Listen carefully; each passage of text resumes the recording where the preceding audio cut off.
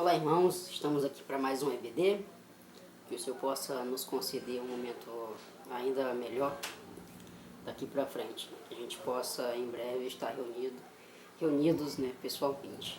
Esse é um motivo de oração que eu tenho feito sempre, né?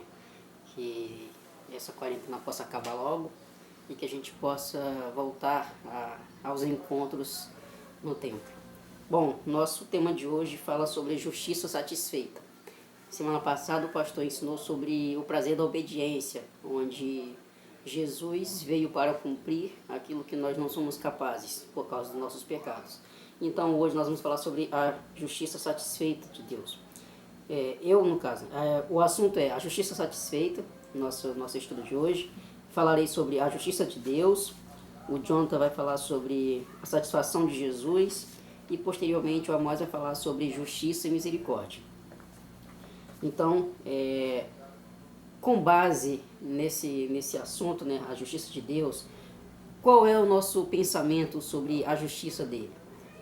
Sabemos que haverá um dia em que seremos todos julgados e a Bíblia diz que todos nós enfrentaremos esse grande dia, todos nós, sem exceção. E qual é o nosso pensamento com relação a isso? Nós queremos a justiça de Deus ou nós queremos a misericórdia de Deus? Então é uma pergunta que a gente fica meio naquele pensamento breve, a gente já responde de fato assim: eu quero a misericórdia. Alguns hipócritas, né, podem até falar: não, eu quero a justiça.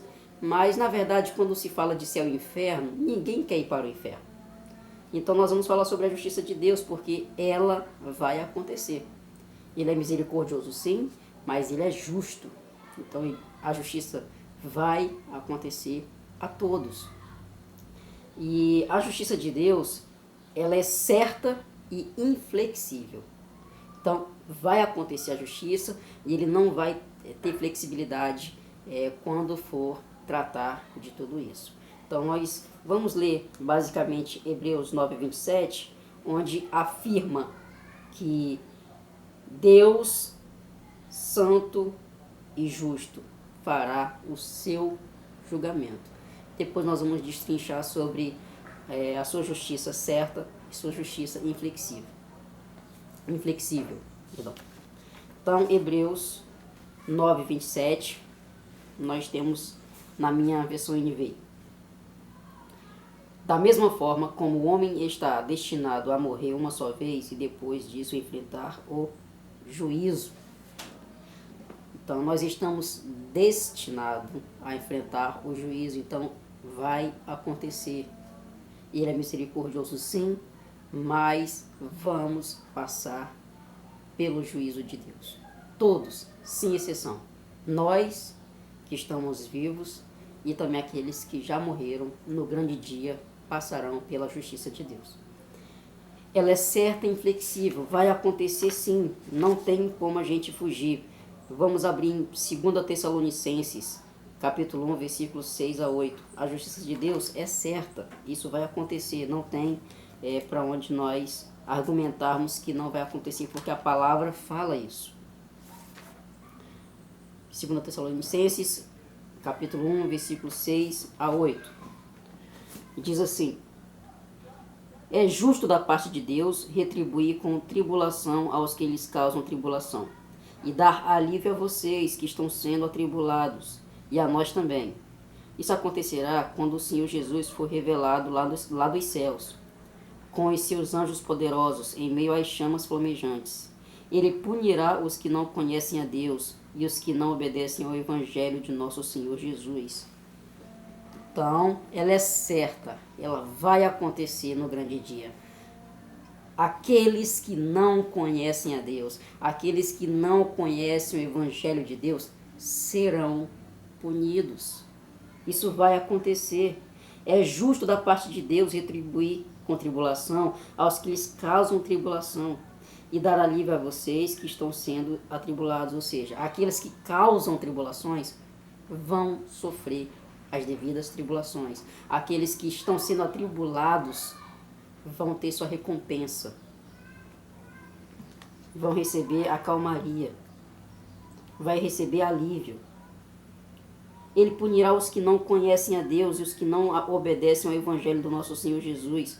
Aqueles que não conhecem, aqueles que não obedecem, serão punidos.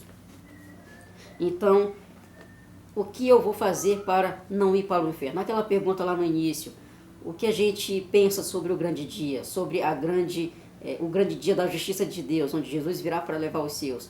Alguém, quando se fala em céu e inferno, alguém quer ir para o inferno? Certamente que não.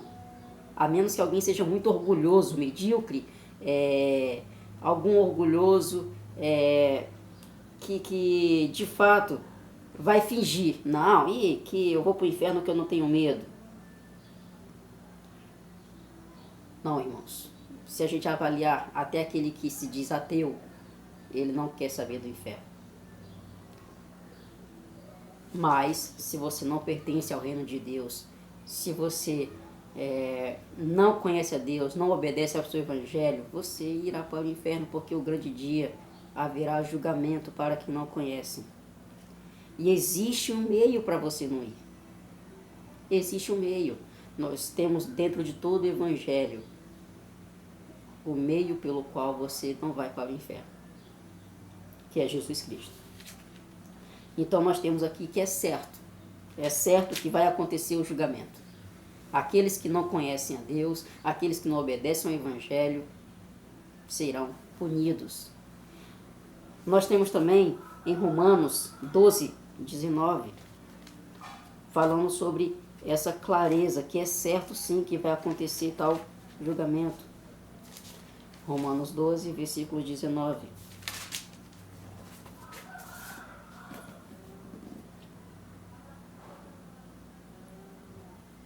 Amados, nunca procurem vingar-se, mas deixem com Deus a ira, pois está escrito: minha é a vingança, eu retribuirei, diz o Senhor. É certo, não cabe a nós vingarmos, não cabe a nós querermos tomar as dores e querer causar vingança, porque a vingança pertence a Deus. A vingança pertence ao Senhor e não a nós. Então, irmãos, estejam atentos. Vai acontecer. Vai. Quer queiramos, quer não queiramos. É certo. Está na Bíblia. Jesus fala que virá, que haverá o grande dia. Nós temos pessoas na Bíblia falando sobre o grande dia e nós sabemos que é certo. A justiça de Deus, ela vai acontecer e nós devemos estar preparados. Se você tem medo do inferno, existe um meio pelo qual você não irá. Então, clame a Jesus, renda-se a Ele.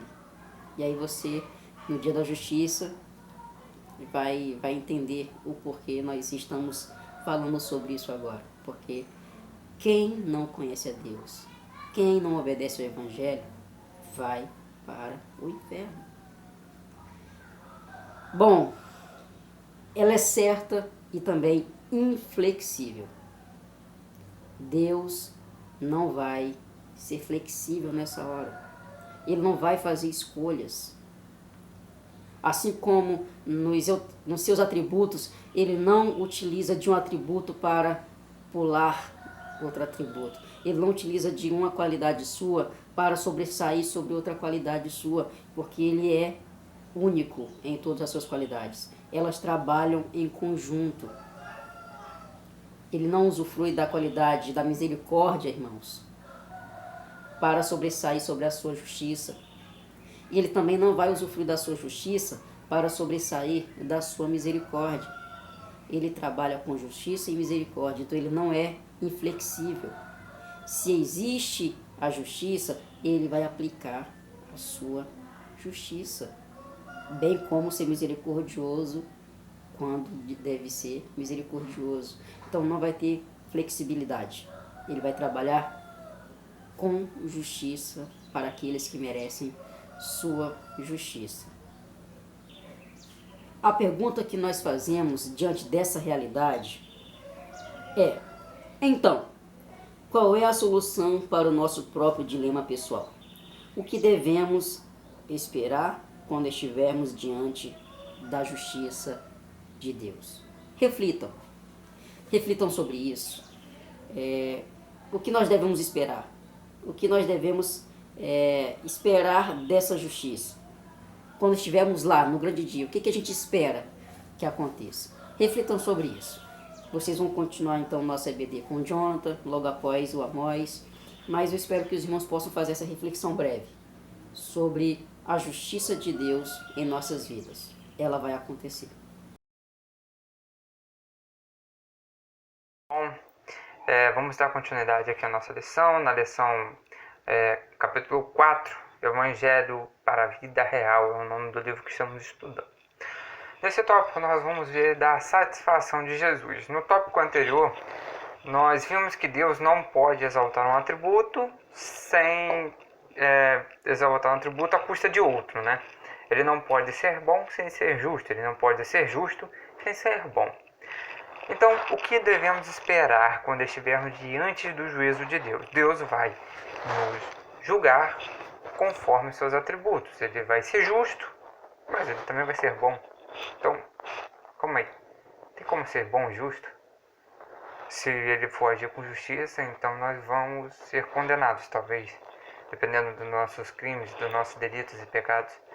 Se ele for bom, então não quer dizer que eu posso ter pecado e vai estar tudo certo. Não. Nessa não. Vamos ver aqui como é que vai ser então. Eu vou te dizer, a resposta você já sabe. Você viu no capítulo 3 que o pastor Marcelo deu a lição. Em vida, Cristo obedeceu plenamente à lei divina, inclusive seus requisitos mais exigentes, e por meio de sua morte na cruz satisfez plenamente a justiça de Deus. Então, quer dizer que a justiça de Deus já foi satisfeita? É exatamente isso. A justiça de Deus já foi satisfeita. Para todo mundo? Para todo aquele que crê em Cristo como Senhor e Salvador de suas vidas, né? Nós entendemos que o sacrifício de Cristo, ele foi suficiente para todos, mas eficiente para aqueles que confiam nele. Sendo Cristo nosso representante, nós podemos dizer que ele fez tudo isso. Ele foi plenamente fiel, ele obedeceu plenamente à lei, ele morreu na cruz em nosso lugar.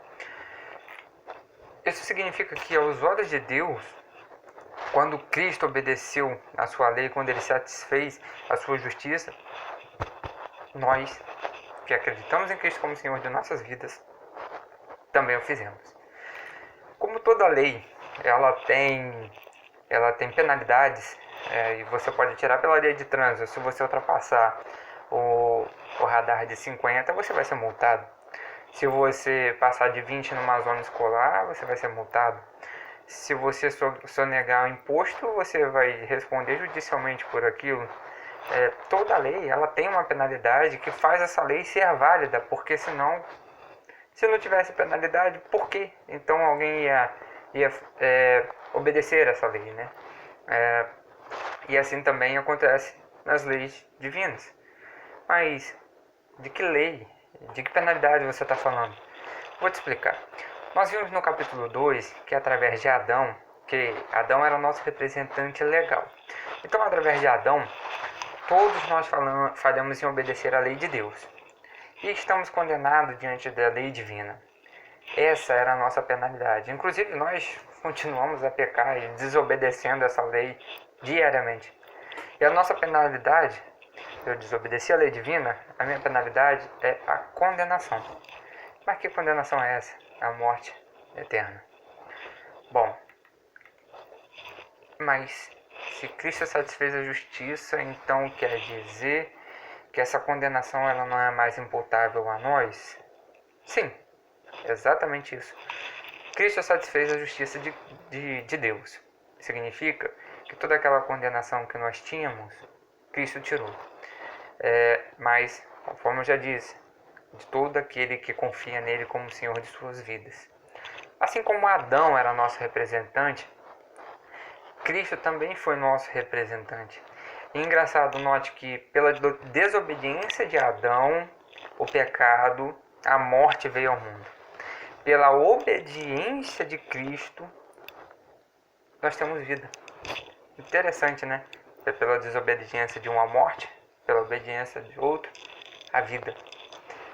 Se você for olhar em Isaías 53, 5, ele vai dizer que mas ele foi transpassado pelas nossas transgressões e moído pelas nossas iniquidades. O castigo que nos traz a paz estava sobre ele, e sobre as suas pisaduras fomos sarados.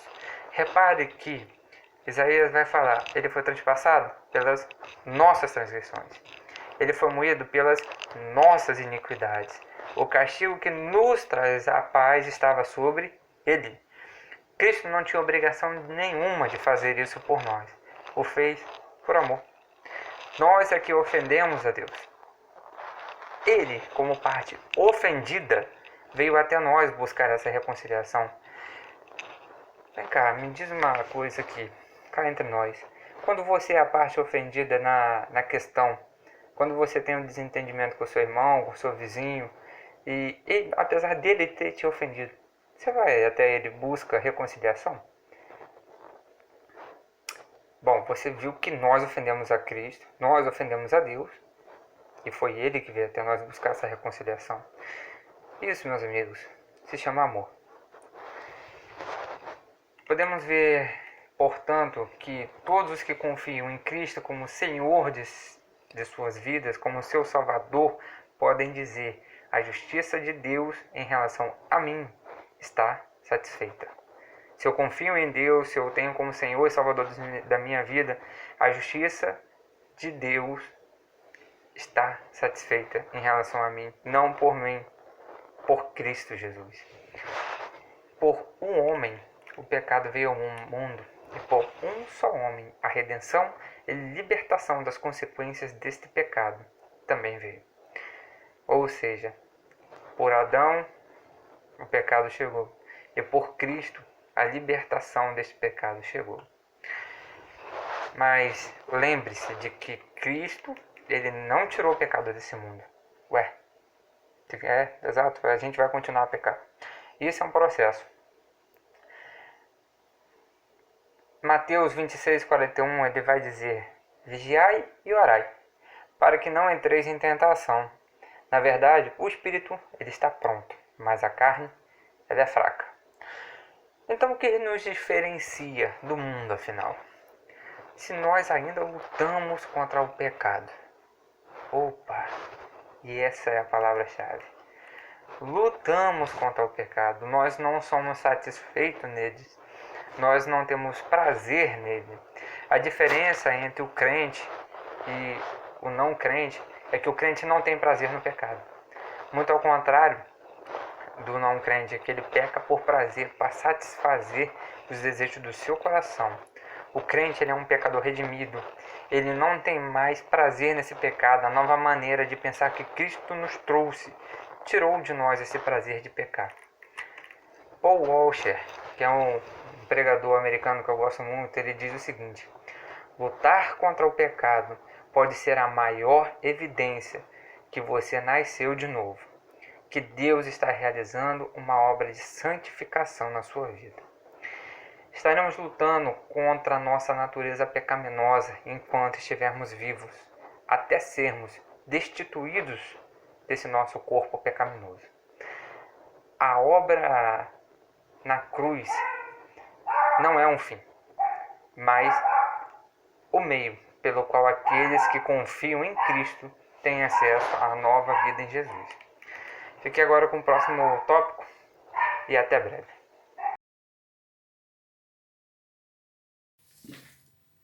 Bom dia, irmãos. Dando continuidade aí à nossa lição, nós vamos falar agora sobre a justiça e a misericórdia de Deus.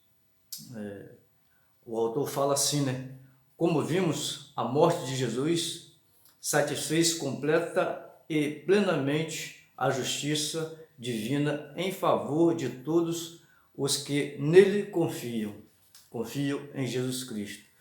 Vimos nos tópicos anteriores que por causa de um homem, o pecado entrou no mundo. Estou falando de Adão, né? Adão pecou contra Deus e com isso o homem foi separado de Deus plenamente, né? E nós podemos ver isso lá em Romanos 5, versículo 18, fala assim, né? Pois assim como por uma só ofensa veio o juízo sobre todos os homens para condenação, assim também por um só ato de justiça veio a graça sobre todos os homens para a justificação que dá vida. Então, esse ato de justiça foi a morte de Jesus Cristo ali na cruz, né? O sangue dele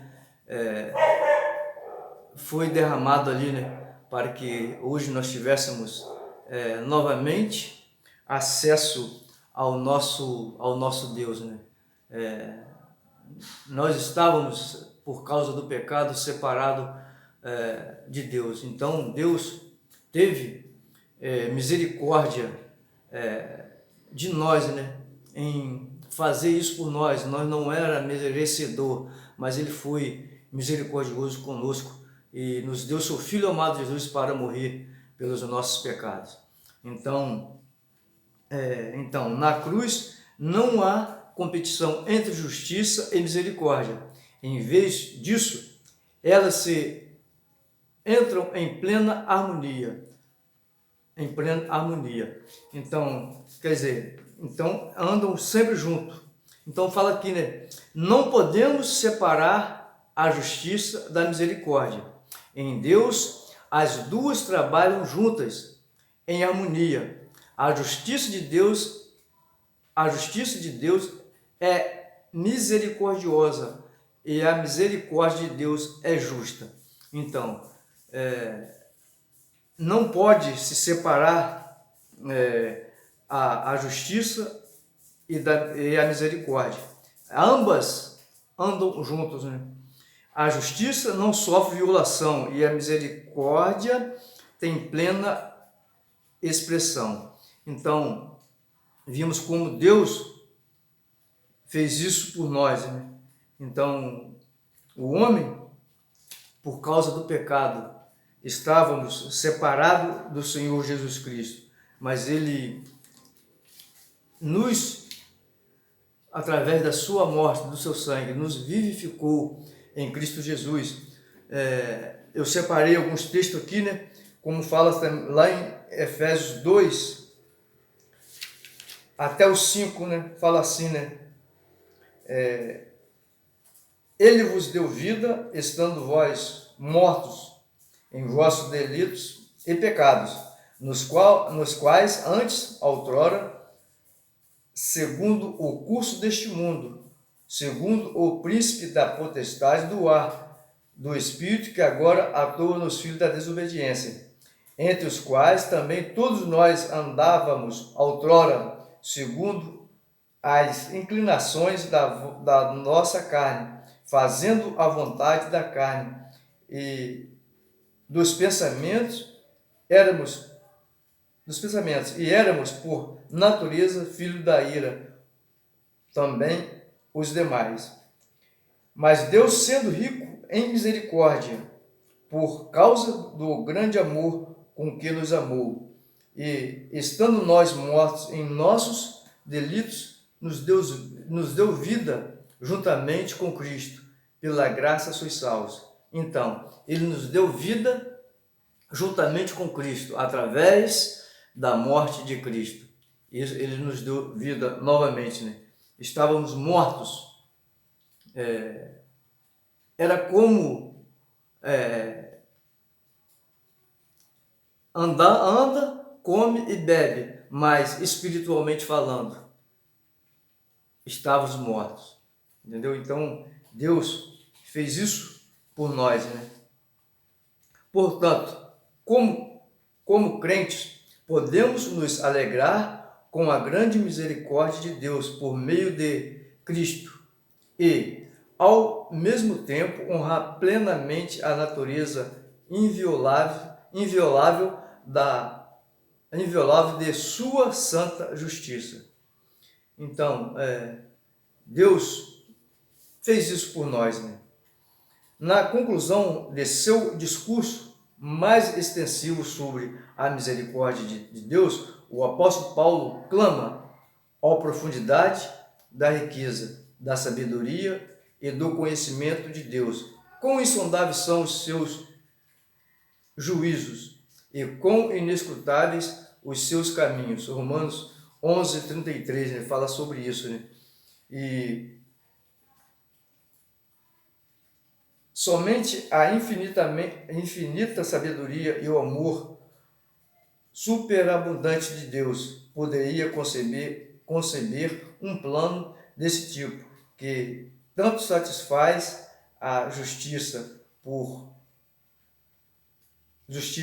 quanto atende a nossa necessidade desesperada por misericórdia.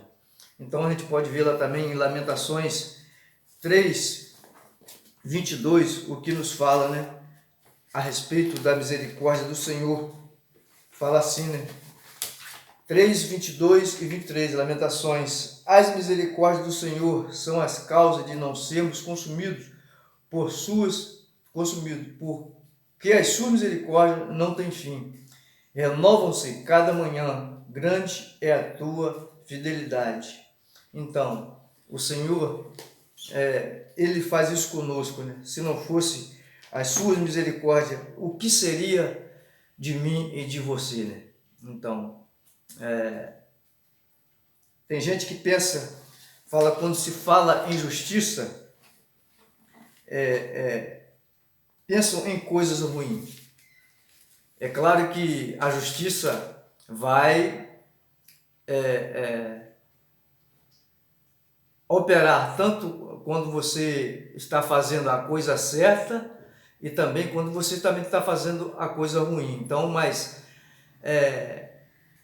mesmo assim, Deus usou a justiça para nos justificar, porque usou a justiça entregando o seu Filho amado Jesus para morrer por nós. Então, através da justiça, conforme falei anteriormente, então Jesus Cristo foi o nosso justificador com sua morte. Então, aqui no final fala assim, né? Portanto, juntemo-nos a Paulo em exaltar a misericórdia e a sabedoria de Deus, na medida em que, pela fé, lançamos mão desse aspecto das insondáveis riquezas de Cristo. Então, que nós possamos desfrutar dessas riquezas insondáveis de Cristo. Que o Senhor Deus nos abençoe, que o Espírito Santo de Deus complete aquilo que eu não pude ser claro aos irmãos. Que Deus nos abençoe. Amém.